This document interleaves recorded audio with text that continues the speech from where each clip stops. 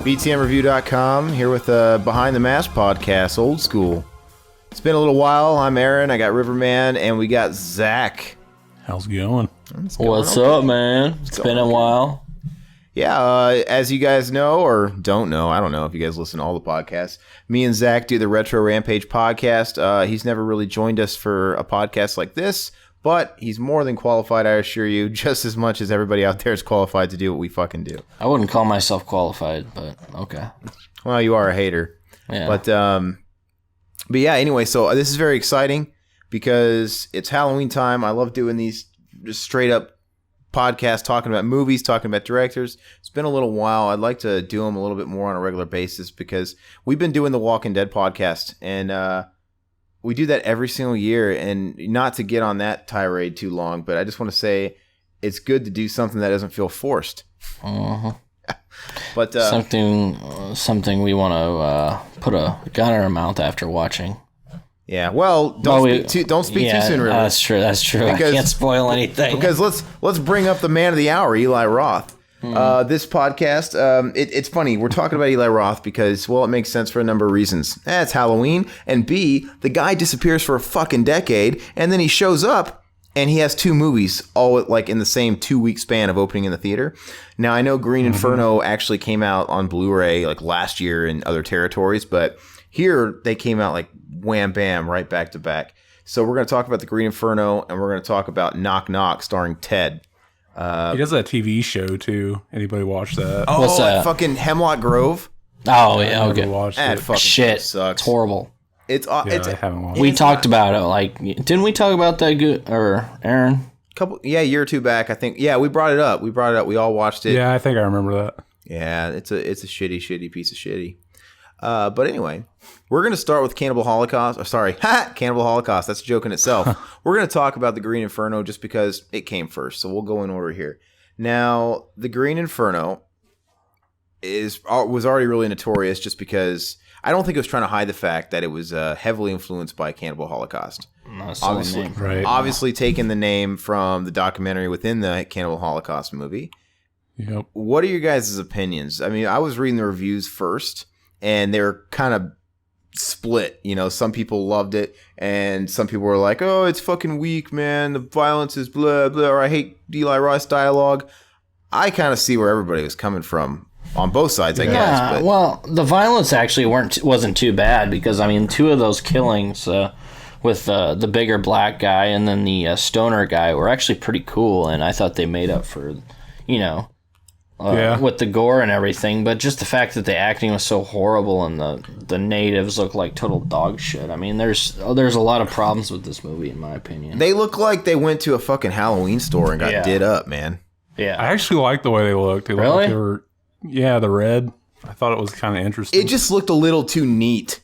Yeah. But, I mean, I thought they kind of looked cool, but it just looked a little too Hollywood, man. A little too. But, no, I agree. I mean, I mentioned this to you, River, before we did this podcast. Everybody was talking about how, the violence is so tame, yada, yada. Me, personally, I'm not a gore whore, and I watched it expecting the worst because of what I'd read. And, the violence was good enough for me. I mean, it's like, I was actually surprised pleasantly to see a couple of good little cannibal kills in there. And I was like, it's fine enough for me. But that's not the big problems with this movie. I just want to go out there and say and it wasn't fucking torture to watch. It wasn't great. I'm not going to recommend it to a friend. But I mean, the first act was slower than shit. Was it not? It was horrible. I mean, nothing really. I mean, it didn't start until the 45-minute mark. Well, I watched this more of like I kind of judge this movie more like a cannibal movie rather than an Eli Roth movie, and I've seen really bad cannibal movies. So I didn't think this was the worst setup ever. It wasn't a horrible thing. It wasn't horrible. It was just slow. It was just the Greenpeace shit and all that stuff. And I don't know. But But yeah, once it kicked off, I was entertained enough. Like, I didn't want to turn it off. I mean, I wasn't wanting to fucking gouge my eyes out. Yeah. But it was really weird. You made a mention, River, that they kind of brought the humor in out of nowhere. And that's obviously they introduced a character or two that was kind of humorous. The guy, the fucking pothead, which we'll get into the fucking pot later. Oh, that dude was one of the spy kids. Yeah, he was. He was one of the spy kids, and he was Robin Williams. To see his dick. He was in Robin Williams'. He did show some cock in that, didn't he? Yeah. Yeah, I just wanted to suck it.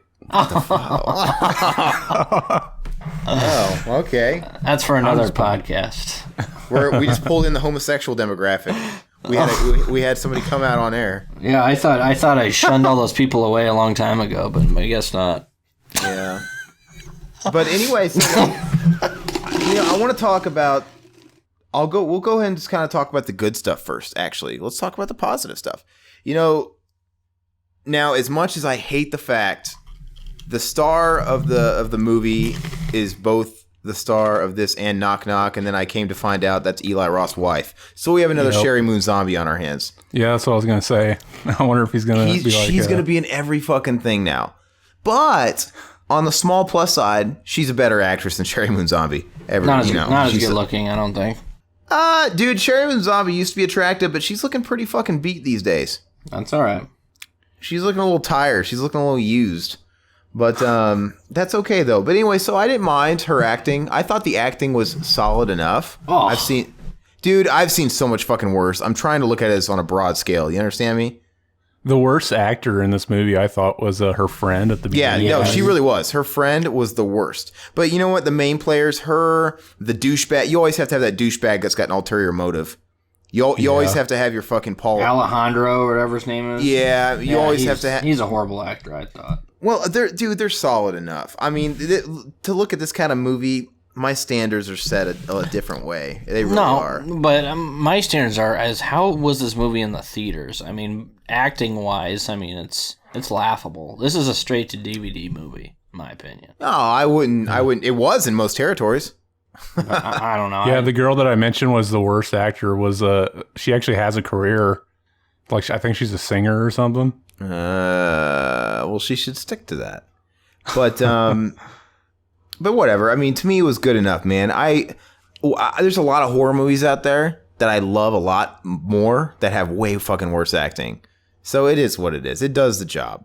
I don't mind her. I didn't mind Alejandro. Like I said, it was a little formulaic. It had you always have to have the douchebag that's got the ulterior motive, aka your Paul Reiser. Aliens, that fucking guy. Yeah. And that was him.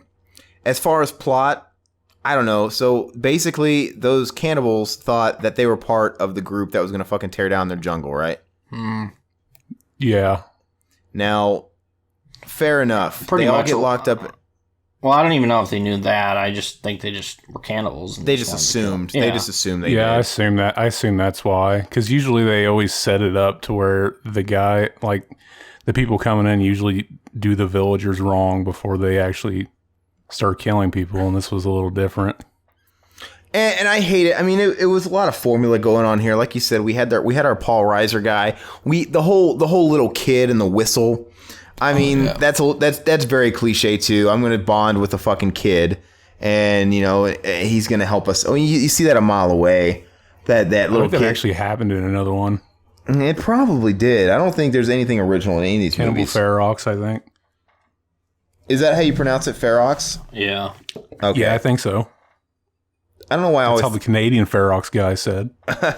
So I don't know, but I'm just gonna jump right to it. Let's talk about that fucking ending. Let's talk about that was weird. The resolution. Yeah, it was odd. It made me think they just didn't know how to end it. Yeah, let's get them all stoned.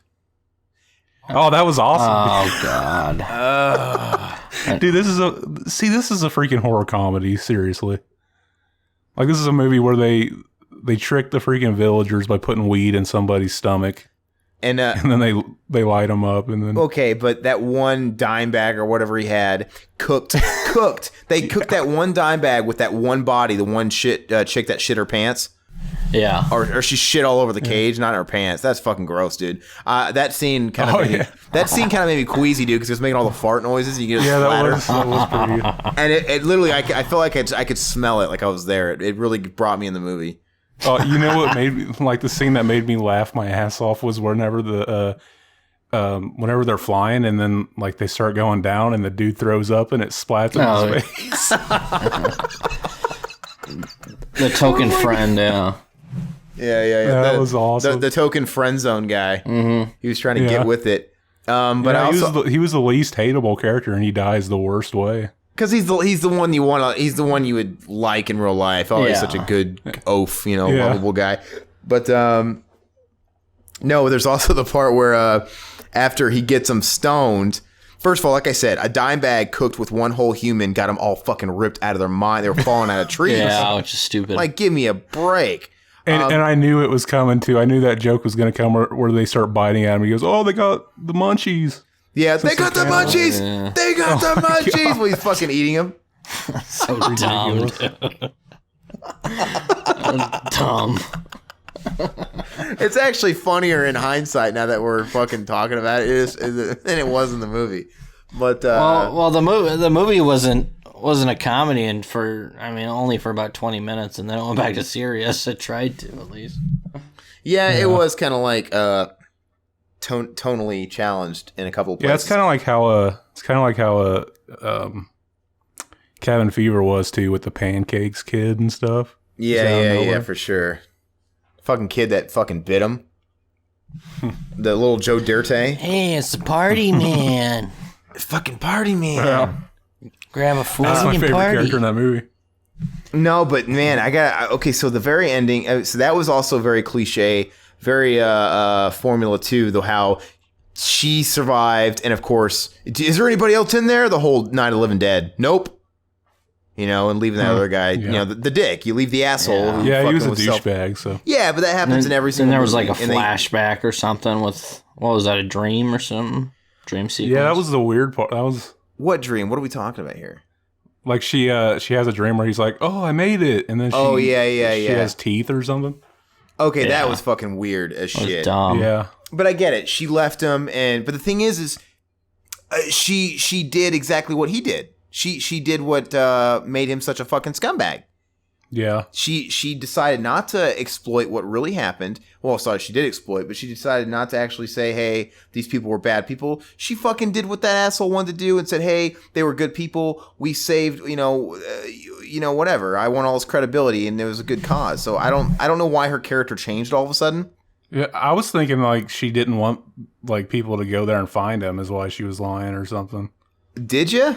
Because she wanted to be the leader. She wanted to be the leader of the student activists.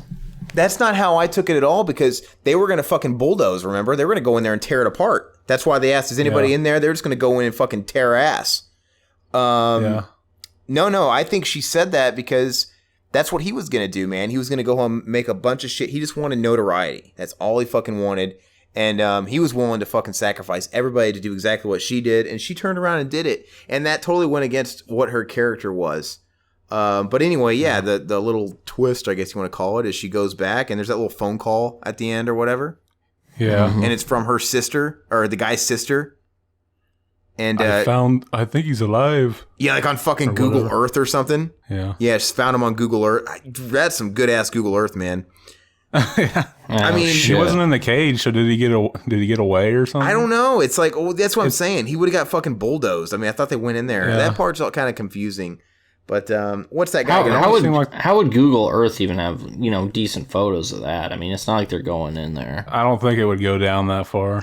Well, no. They have found people. They found it was just this past year that they found a dude who's been stranded on a deserted island for a while. They found him on Google Earth. Yeah. Fact. They fucking did. They found a guy. Was it like a jungle? I don't know. Yeah, I don't know how much fucking shit was in the way. It might, if it was like it was on a beach or something where it was kind of like open, and it wasn't like trees protruding. I could see that happening. But yeah, and he has a little ball with a face on it. But no, seriously. Well, you know what? He might have written in the sand like a big message or something. Yeah. He might have had something there to like show. But yeah, dude, Google Earth saved somebody's fucking life, man. Gilligan wishes they had that shit. But no, that's really cool. But anyway, I mean, this movie, I don't know. I didn't. I mean, I'll get to it, but I liked it. I liked Knock Knock a little bit better. I enjoyed it a little bit better, I'll say. This movie was Oh wait, did you guys know the guy painted black that's on the poster? Yeah. Black and yellow, yeah. Was it just me, or does he look like the Burger King Halloween bun? That's what I thought. And you know the scene where they put the green stuff on the dude and the ants come and eat it? Yeah. I thought that's what your shit looks like after you eat the Burger King Halloween bun. I need to try that. Oh, my shit's crazy. Is the best part. So, what are your guys' overall feelings? Give me a final thought on this movie, and give me sort of a 1 through 10 ranking. I want to start with River because you're going to be pretty on one end, I think. I was highly anticipating this movie. There was a lot of chatter about it the past year, how it didn't get picked up. I think the distribution of it, I don't know who had the rights to it at first, and then it got shelved for a year. And then everybody wanted to see it once it got shelved. And I saw it, and I was disappointed. Like the gore, like you were saying, like I wasn't disappointed in that. I was really disappointed in the acting. I thought it was crap. I mean, it wasn't. I understand, like he probably didn't have the greatest budget, but the fact is, if this thing hit a theater with this acting, I don't see it. I mean, there's a lot of better independent films out there that would probably deserve to be in a theater over this. I would probably give... It was playing close to me for a while. Yeah, I know. It was in 4 different theaters here where I'm at, which I thought was crazy. But I would give it probably I would give it a 5 out of 10.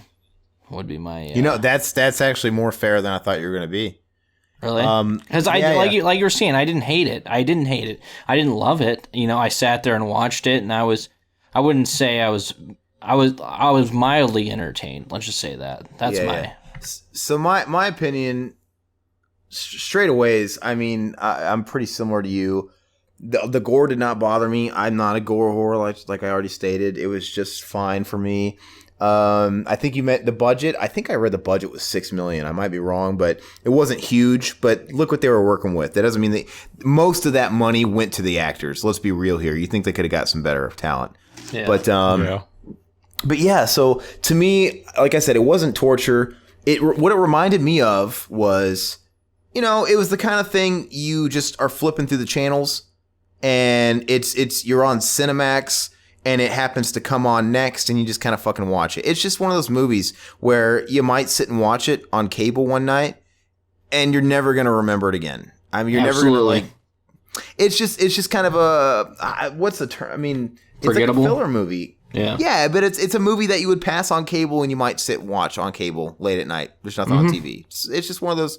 So it's kind of lost amongst all the fucking other movies out there. It doesn't really stand out. But I don't know. Yeah. So yeah, I think I definitely was going to give it a 5 as well. That's cool. What about you, Zach? Yeah. I enjoyed it. I didn't, like I said, I didn't really kind of judge it as like an Eli Roth movie, more as a cannibal movie. And I always liked these kind of movies. I'd give it like a 6 out of 10. For real? Okay. Yeah. I usually like giving movies ratings, like would I buy it or rent it? That's what we usually do as well. Actually, let's do that. Todd and I usually do that. I definitely say rent it and see what you think. The way we do it is, because the movies we love, we'll buy it on Blu-ray, but we know that's kind of expensive. I would $5 bin Blu-ray. That's probably my if I was gonna. Oh yeah, if this was $5, I'd definitely buy it. Just because the Eli Roth collection. I mean, I like to get the rest of his films if they're cheap. So I'm thinking, maybe $5 Blu-ray bin, but I'm kind of thinking I'll just stick on Redbox or skip it. Honestly. If somebody absolutely has to watch it, I'll just say Redbox. But I'm not gonna go out and recommend it because it's just kind of like filler fluff. It's no Evil Tunes. Oh, that's fucking trash too. Let's be real. But anyway, so not too bad. 5.56. That's kind of like middle of the road. It's exactly what this movie is. It's middle of the road. But I think it's gonna be much more fun to talk about our next film, which was Knock Knock, starring Ted Theodore Logan. But we're going to take a break, and we'll be right back with hopefully a slightly more enjoyable film. Some fucking horribly bad but awesome dialogue, I guess. At least it was entertaining, but we'll be back. Guys, I'm really sick. We're all sick. No. I need a bathroom. No, no, no, no, no.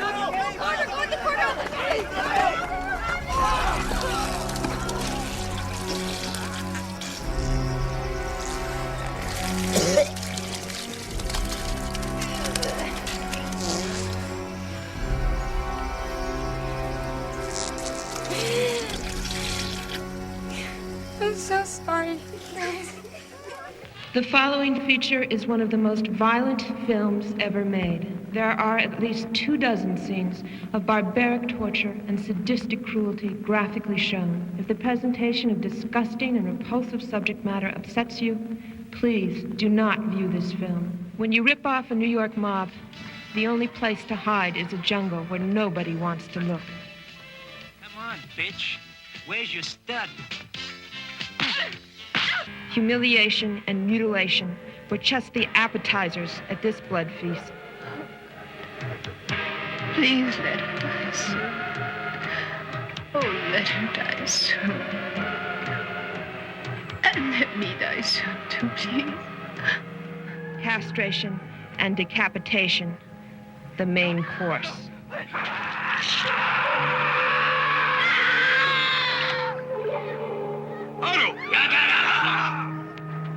But they're not through yet.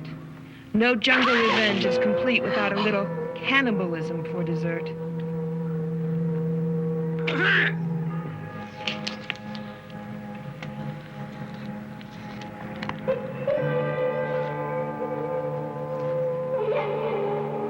Make them die, slowly. The most violent film ever made. Too disgusting to watch. Too bizarre to resist. See it. We're saving the best parts for you.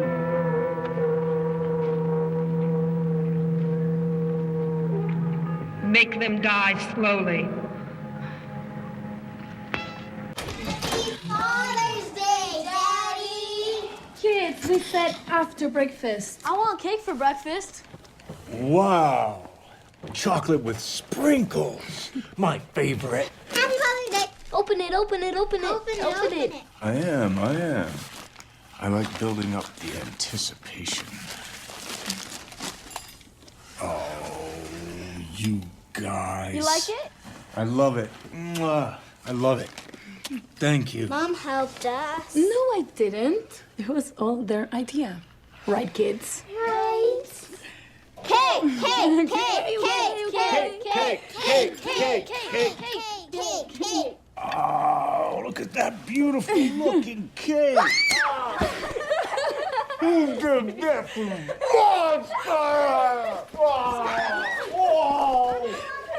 Oh, you can't hide from monster. Monster can smell you. All right, welcome back, fellas and gals. Round 2 of our Eli Roth Behind the Mask podcast. We're going to talk about Knock Knock. Now, when Knock Knock was announced, it seems like just yesterday it was announced, like literally just like maybe 6 months ago. I couldn't believe that Keanu Reeves was in an Eli Roth movie. His first movie in a while. I just thought it was so fucking weird. Well, he had John Wick, too. Well, I know it's not the fact John that Wick wasn't bad. That's a pretty good movie. I liked it. Yeah. It's not the fact that Ted was in a movie. It's the fact that Eli Roth and Ted were doing a movie together. I don't know. It just seemed... It's the only name he's ever had in a movie. I mean, Ryder Strong does not fucking count. Oh, dude, that's Boy Meets World. I know, but you know what I'm saying. Yeah, it's So, that anyway, it dude was- from Boy Meets World. But it was weird, man. But yeah, I mean, the thing about these Eli Roth movies is, he's not, it's like he's trying to be Tarantino, but he's not doing it as well, because Tarantino, he makes films that are clearly inspired by films that he loved growing up, but he puts his own unique flavor in it to where they still kind of stand out. Eli Roth's are carbon copies. Obviously, we talked about Cannibal, Holocaust, and The Green Inferno. Now, this one, we've seen a million home invasion movies before. I've never seen Death Game. River, you have a big beef about it because it rips off Death Game, I guess, a lot, according to you. You know, I think of things like Funny Games. We've seen a lot of movies like this, but Yeah. I read that it actually is a remake of Death Game. it has to be. Yeah. It's a blatant ripoff, except with the modern technology they throw into this one. Other than that. it blows me away though. Like he disappears for a decade, and he comes out with these 2 movies that are remakes without being remakes. And it to me, it doesn't look good because for the last 10 years, we've been asking, when is he going to fucking make another movie? Because he keeps selling his name to be on these like Eli Roth presents movies, presents, taking a paycheck for that shit. And it's like, is he a one-trick pony? He left off on Hostel and people liked it. Back when Hostel came out, I remember everybody going nuts. Eli Roth was going to change horror. He was going to kind of revive it, He was a big deal. I was really excited when Cabin Fever came out. Well, he was, especially when Hostel came out, man, he was this thing like, oh man, he's like, he's bringing the torch, he's holding it, and he's going to be the big thing. And it seemed like everybody loved him. All the magazines, all the media. Fast forward 10 years or how long it's been that he's been absent relatively, and now it seems like everybody fucking hates him. Is it just me? Yeah. I remember a backlash happened whenever Hostel 2 came out, and I guess it didn't perform very well. And I guess he blamed it on Pirate Bay and stuff like that. And a lot of people decided that they didn't like him anymore. I don't know. And a lot of the things he's promising to do all these movies, and he never follows through with any of them, which I think that burns a lot of the fans. I mean, they're not obligated to get these movies, but just the fact that he's saying he's going to do them, and you're just like, meh, just kind of pisses people off. He's basically M. Night Shyamalan, except he doesn't keep actually making the movies like M. Night Shyamalan. He's risking becoming a one-hit wonder, one-trick pony. Yeah. But I don't know. But this movie, like I said, it's definitely a ripoff, and it's been done before a million times. But with that said, it's kind of like the last movie, except I think I rank it just a little bit higher on the enjoyability scale. Just because, I don't know, fucking Ted's a horrible actor. He's fucking awful. But it's kind of... come on, man. That's the Reeves. Ted is fucking horrible. But it's kind of funny. The thing is when it starts out... Thank God they got his family out of this movie really quick, because you put Ted with the fucking horrible acting of his wife and his kids, and I wanted to tear my fucking eyes out, my ears off. Yeah, his wife in the movie is actually in both movies too. Really? Who was the wife? Who was she in the first movie? She was like the boyfriend of the douchebag that ends up getting left there. Oh, okay, yeah. The girlfriend of him. Yeah. Okay. See, I didn't catch that. But, yeah, dude, all of them together. See, it's kind of funny when it's just one hammy actor, but dude, all of them together, man, I couldn't take it. Chocolate with sprinkles? I'm a monster. Dude, I love bad acting though. But all of them together. He asked the kid, he's like, did you bring the chainsaw? He's like, no. He's like, you didn't bring the chainsaw? God. That's probably the best part of the movies, but proceed. Before the movie actually happens? Yes. Well, see, and then when they exited the picture, pretty much the whole movie, minus that Tyler Perry appearance, which I don't know what that fucking guy's name is. But yeah, it's basically just Ted. It's basically just Ted and the 2 girls, and the 2 girls are better actresses than Ted is. So I don't know why it offsets it a bit in a good way, and it kind of balances it out, and I'm okay with it. Then it really makes Ted shine as far as his fucking comical delivery, because it's so horrible. Let's just dig into a few of them here. I love the part when they come in and they're like, "Oh, my phone is wet," and I love how he's telling them like it's this big great epiphany about the rice trick. As if everybody in the world hasn't fucking done the rice trick, and how what we would assume at that time is a 20-year-old girl, like she really doesn't fucking know the rice method. He's like, I got this great idea. One time I dropped my phone in the tub and I put it in a bag of ice and dried it right up. Oh, okay, Ted. That's a great idea. And they're both just fucking eating out of his hand like, oh, that's so amazing. Well, they're all putting on a front for him, dude. Yeah. I know. I mean, I would have, God, if I was those girls, I would think Ted was putting on the front because he was acting very fucking weird. Like, why is your delivery so fucking weird, stranger? Well, Ted was hornier than hell, you could tell. Yeah. He had an instant boner once they got there. Yeah, dude. God. So, but another thing about this movie, though, that blows me away is, okay, so we have Eli Roth, who, like I said, a decade ago or however long it was, he was controversial because he was so violent and these Hostile movies are so brutal. And then he has the balls to come out with a home invasion movie of all things with that reputation, and there's fucking no violence in it at all. The only death in the movie is Tyler Perry when he smacks his head on the fucking statue. And it wasn't even like total murder. It was like, he kind of, whatever. It was an accident. I don't understand. But that was the same thing with Death Game as the pizza delivery boy that gets killed. No deaths actually occur, but maybe that was a nod to the whole it's free pizza. Yeah. It's probably a nod to that. Maybe they took the script and forgot that part wasn't in this movie. Oh, did they say that though? No. Yeah, there's a part. Go ahead. Oh, I don't know if they say it in the original movie. Chocolate with sprinkles? Yeah.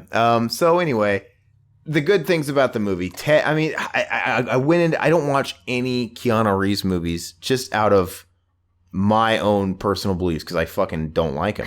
But oh God, dude. I know I'm talking about you didn't like Hardball, dude. No, fuck that movie, man. A little baseball movie. Oh, bad news bear. He teaches the inner city youth how to play baseball. Exactly. And the replacements? No, that's stupid. It's cliche. It's dumb. But anyway, he is Ted Theodore Logan, and that was clearly the role he was born to play for the rest of his life. But I want to say, hopefully they make a third one. Well, that's a podcast of its own. But no. But the thing is he actually ended up being the best part of the movie. Yeah, because it was just so fucking total shit. It was just so ridiculous. I mean, between his hammy one-liners and honestly, the Spanish girl being so fucking hot, that's what made it worth watching. So thank God she was attractive, and thank God he's such a shitty fucking actor. I like that haircut they gave him at the end. Very Lloyd Christmas. So fucking stupid. I'm gonna go deaf. Like this is a torture porn movie. We're gonna put some fucking headphones on Ted and turn it to 11. I never thought of it as a torture porn movie. Well, the thing is, I thought it was gonna be like that because it's Eli Roth. It's a fucking Skinamax Red Shoe Diaries movie, is what it's like. I know it isn't, but I thought it was. I just thought, hey, from the trailer and Eli Roth at that point, I'd known him from like Hostel and shit. I'm like, I thought it was gonna be a big torture thing. And it wasn't all. It was just a mind thing. And I don't know. It's stupid. I don't know. Should we spoil it? Yeah, fucking spoil it. Yes. Of course. Well, at the end you find out that it was all a game and they weren't really planning on killing him. Well, they were going to frame him for being a pedophile. Yeah, well, at the end they actually say that she's not. They basically, yeah. She says she's like 18. The other one's 21 or something. I don't know. They were fine. But they had Ted buried in the fucking dirt. Up to his neck, dude. That was funny. Yeah, me personally, man, I just think he could have... You always watch these from an outside perspective, and you're like, man, he could get out of the situation. Think about it. When Tyler Perry was there, and he found Ted tied up in the fucking laundry room, and he fucking left. He's like, "Hey, go stay." If he would have untied him, they would have fucking had him. All because he had no reason to leave him there either. Yeah, because they were gonna because they heard him dancing around the statue, and that piece of art was so important, more important than Ted. I'm like, hey, you fuckface, untie me. These motherfuckers have me tied up. Yeah, it almost seems like they didn't have him kill anybody to like make it so that you could be on their side by the end of the movie. But you're not on their side. Like, it's stupid. Yeah, you're not, because they are responsible for killing the dude. They act like, oh yeah, we never kill people. We just play with you and ruin your life. But like they seem to take it really well when they accidentally killed Tyler Perry. They're like fucking laughing. Yeah. And then they have a guy they hired who had a van who took him off. I guess they know the wolf from Pulp Fiction. Yeah, they were throwing his asthma inhaler back and forth, and he ended up falling and hitting his head. I know, man. Hello. But just the whole fucking thing is stupid. But yeah, so it was a game. I question their motives. I'm not against ambiguity when it comes to motives and stuff, but I just don't understand them because you had the little Spanish girl with the daddy issues. Fuck me, daddy, I'm your little girl, and she was wearing his daughter's panties. Yeah, that's creepy. Take those off.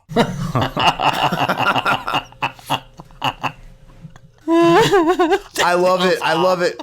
I love it when she stuffs his daughter's panties down his mouth. Oh, dude. Dude, so if anybody ever asked Ted, hey, have you ever tasted your daughter's panties? He can't lie. He's like, yeah, I fucking have. My tongue was all over them. I smelled them. It's fucked up, man. You know what? They could have. They're so funny. Everything Ted says in this movie is a fucking overacted outburst. I'm gonna go deaf. Take him off. Death? You're gonna kill me. You're gonna fucking kill me. What? Because I fucked you? You fucked me. You fucked me. You came to my house. You came to me. I got you a car. I brought you your clothes. You took a fucking bubble bath. You wanted it. You wanted it. You came out to me. What was I supposed to do? You sucked my cock. You both fucking sucked my cock. It was free pizza. Free fucking pizza. And you shows up at my fucking door. What am I supposed to do? We're flight attendants. Come on, fuck us. No, Come on, fuck us. Oh, twosomes, threesomes, it doesn't matter. Starfish, husbands, you don't give a fuck. You just fuck anything. You just fuck anything. It goes on a long fucking time, man. It's so funny. And what kills me about it is, speaking of their motives, you don't understand. Like, they're not consistent. So, like, at the end of the movie, they're disappointed in Ted because, like, we really thought you were going to be the one to say no. And we've all established he said no about 50 times. He did say no. They even cornered him naked in the shower, and he was still pushing him out, like, trying to get him out of there. And they were naked. And they unzipped his pants and just started. He went along with it. Freaking Reeves. What the heck, man? I'm just saying. I'm not saying he did the right thing, but he tried. he went the distance. I think. Come on, guy's a fucking idiot. He knew what was going on when two hot chicks come to his doorstep in the middle of the night. I agree. He's guilty as charged, dude. No, yeah, I agree. That's right. I mean, if I love my wife that much, I'd tell her, go somewhere else to find, a phone, because what they're trying to do.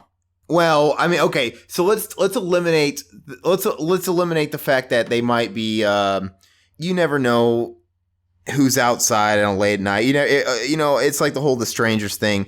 Let's eliminate that there's any danger out there. What I would do is I would go. I mean, let them call from the patio. Don't let them in your house. I mean, I'm not gonna fucking. Don't like leave somebody in the fucking dirt, but man, call him a cab. He could have did that. He'd be like, "Oh, I'll call you a cab," and he did. But they kept finding these other excuses. Yeah, I think he let him on a little too long, but he should have been like, "I'll call you a cab if you show me your tits," and that would be the end of it. Wouldn't have a movie then. Wouldn't it be funny if that was the movie that ended right there? They flashed him. Yeah, credits roll. Yeah, no, I agree, but still, I still question their motives, man, because still, they're the ones that kept pressing him. He did say no 50 times. They could have had it at the end where you find out the mom actually was testing him. Yeah, like she had her friends do this to see if he was faithful or something. That would have been interesting. Yeah, but then they did destroy all of her art, so she'd probably still be pissed at him. Now, how many times have they played this game? They act like they've done it a lot. Now, how are these girls? I mean, eventually these fuckers are going to get caught. You can't just keep doing this. Yeah. Somebody's going to get the upper hand, or, somebody's going to fucking recognize you, for God's sake. So you can't just walk out in the street, unless they probably live like a few cities over. Who fucking knows? I think we're giving it more thought than it ever deserved. Yeah, I agree too. So anyway, not a perfect film, a lot like Green Inferno, but like I said, to me it was funnier than Green Inferno. Probably unintentionally. It's funny because Green Inferno, I think, was intentionally supposed to be funny in places. Yes. I think this was unintentionally funny because the delivery's so fucking bad, but it worked better. Except for the gag at the end, the Facebook thing, which I actually laughed out loud. I fucking liked it a lot. I think. Is that where you hit the like button? Yeah. Well, they put the video in front of him on his Facebook, and he tries to hit it with his nose to delete it, and he likes it. He likes his own fucking video of him cheating on his wife, and he fucking goes no. Oh, the fucking guy. that's the moral of this story. That's what I took away from it. Old dudes shouldn't have Facebook. Had he not had a Facebook, they couldn't have shared it with everybody, and he would have gotten away with it. I wonder if they edited the video or it ended with him punching the chick in the face. Yeah, got her off of her. Yeah. Because you'd think, well, for crying out loud, you'd think I don't know about you guys, but I could somehow charm my way out of that one. Like, look, clearly, darling, can't you see that I'm fucking tied up and this is against my will, for God's sakes? Yeah, that actually was against his will. It was when they recorded it. Like, clearly, there's this one maniacal bitch on the other end of the camera recording it, and there's this one chick, and he's clearly he's clearly resisting. Yeah, clearly resisting. So plus they wrecked his house and the art and all of his records and stuff. So he's got tons of shit to back it up. He really does. Yeah. Absolutely. And and Tyler Perry's dead, for fuck's sake. I mean, I know they got rid of his body, but he can clearly say, hey, Tyler Perry, you're not going to fucking get his call because they fucking killed him and I don't know where he went. He's got all this stuff on his side. So, yeah. I really didn't think it was that unhappy of an ending. It really wasn't. I mean, and who knows, man? Oh, I guess a lot of people did see it because he was getting comments live bloop, bloop, on the video. But yeah, I mean, would have been funny though if nobody nobody had seen it yet, and he just fucking was able to delete it. Wouldn't it been funny? Like, oh, okay, I delete, because he could have deleted it, and he could have got away with that shit. But yeah, and the end of the movie. I mean, I guess they could have ended it right there, but no, they have the family come home. Daddy threw a party. Yeah, Daddy threw a party, and then it's over. Jeez, I don't know, but whatever. So this movie, if I gave Green Inferno, Green Holocaust, Cannibal Inferno, yeah. If I gave Cannibal Inferno a rating of 5, which I did, this one, I'm gonna give it a 6. Just because, I mean, it's still very much a straight to fucking DVD movie. Yeah. Like, as Todd described the last movie. But, yeah, whatever. I mean, the only reason I give this one an extra point is because, just like we're doing now, I'm more apt to quote it in a year. Yeah. So, that's my take. Simple as that. I give it a 6, too. Yeah. You give it a 6? Yeah. Why do you give it a 6? Definitely Rent. Oh, yeah, Rent. Yeah, for sure. I mean, for me, it's a Redbox and Netflix stream. I mean, I'm not going to... I think this one's even bigger $5 Blu-ray. Just for the cheesy one-liners, I would... You know what? I'm going to agree with you guys. I give this a 6. If Keanu Reeves wasn't in it, I would give it a 2. But just the fact that he has those cheesy moments in the film, it really makes up for the rest of the film. So, and I don't want to recommend it to anybody, but it just depends. No. Like if they're a Keanu Reeves fan, I might tell them, hey, go to YouTube and watch the fucking condensed one-liner version, or all the lines or something. So I guess it gets a little bit more prop in that way, but I don't know. I think the theme of this whole podcast was Eli Roth is very middle of the road, very mediocre. Yeah, I don't know what happened. Go ahead. Do you guys think this is like? Where would you put him on the list of his movies? You think they're like towards the top or? Oh, they're the bottom, obviously. Yeah. He's only got so many movies, and to me, Cabin Fever's my favorite, and then probably Hostel 2, then Hostel 1, then Knock Knock, and then this movie, and then Cannibal, fucking whatever. So I personally, I think he should have capitalized on his steam that he had with Hostel. He shouldn't have waited so long to follow up Hostel. And the fact that he's followed it up with 2 very uninspired and uncreative and just, very run-of-the-mill films, I think he's missed his mark. I think he's done. I think he had it. No, he could have been a Wes Craven, or he could have been one of those guys that actually had a legacy. Nah, he missed his mark, man. Had he followed up Hostel a couple years later with another new, fresh film, then I think he'd be on top of the world right now in the world of horror, but waited too long. Everybody was going crazy for that Thanksgiving trailer. Remember the Grindhouse came out? Yeah. And then nothing ever came with that either. Whole movie. That's what he said, for a while, but nothing ever came of that. Let's end it on that note. Let's say, what do you guys think? That was my opinion on Eli Roth. I personally think he had a shot and he waited too long and he didn't deliver. It's the whole Chinese democracy thing, man. Fuck. You wait too long and it doesn't meet expectations. It's harder to please people. He should have followed up Hostel 2 years with a fresh new idea to keep gaining, with this momentum. So I think he's done. I don't think he's going to be this legacy director anymore that he could have been. What do you guys think? Or do you think he has a chance still? I think he could pull himself out of it, actually. Oh, I mean, he's friends with Tarantino. I think he could if he really wanted to. I think it could be possible, but I don't know if it ever will. I just don't think he's creative enough. Here's the thing. Yeah. Maybe if he gets the right script written by somebody else, because he helps write all these fucking scripts, maybe he needs to get rid of that idea. Maybe if somebody gives him a chance and gives him a really fucking good script with good dialogue written and somebody... This guy's obviously involved in the casting. I mean, like I said, he's casting the same chick as wife. Actually hire him as a director. Like, don't be Mr. Creative Control. I'm going to be Orson Welles. This is my baby. No, just hire him as a director. Have everybody else do everything else. Give him the right script. Maybe. But you know what? I think anybody can make a good movie if you had all that shit for you. You know what I'm saying?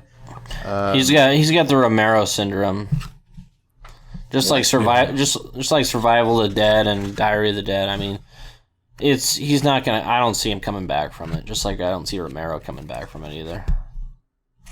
I actually didn't finish either of those movies. Well, Survival's just you gotta survive through it. It's that bad. Yeah. Yeah. Well, you know what? But like George Romero, yeah, he would be in the same situation had he not like revolutionized the genre with his one trick.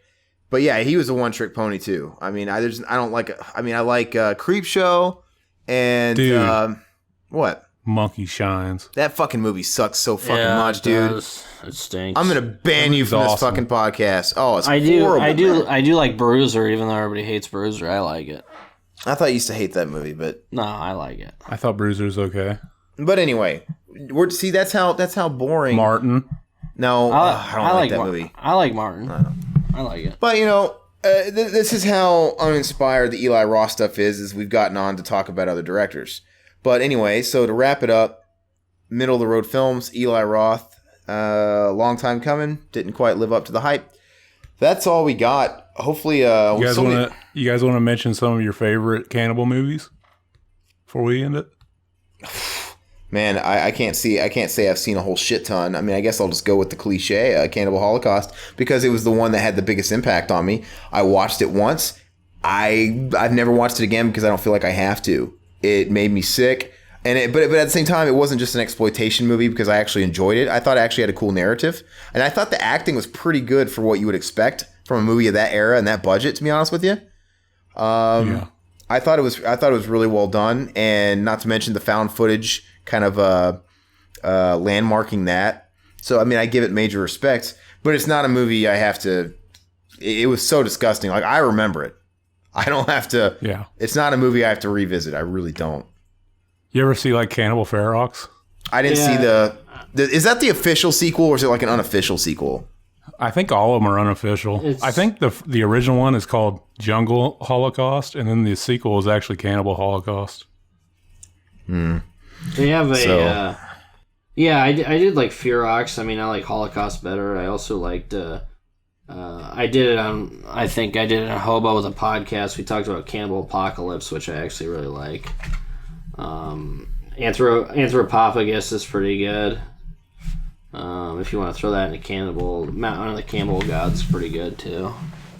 I always liked the one with the suicide cult. It's called Eaten Alive from 1980. Not to be confused with the other movie of the same name. About the big freaking alligator. The Toby Hooper. See, I really like the Toby Hooper movie. I haven't seen that. The other Eaten Alive, the Italian one. I haven't seen that. Toby Hooper, man, there's a guy with only 2 good movies. Have you seen Cut and Run? I think no, I've never seen Cannibal movie too. That's yeah, I seen that one. That's with Michael Berryman. Yeah, that one almost seemed like it was kind of riding off the success of The Hills Have Eyes because they even cast Michael Berryman in it. Okay.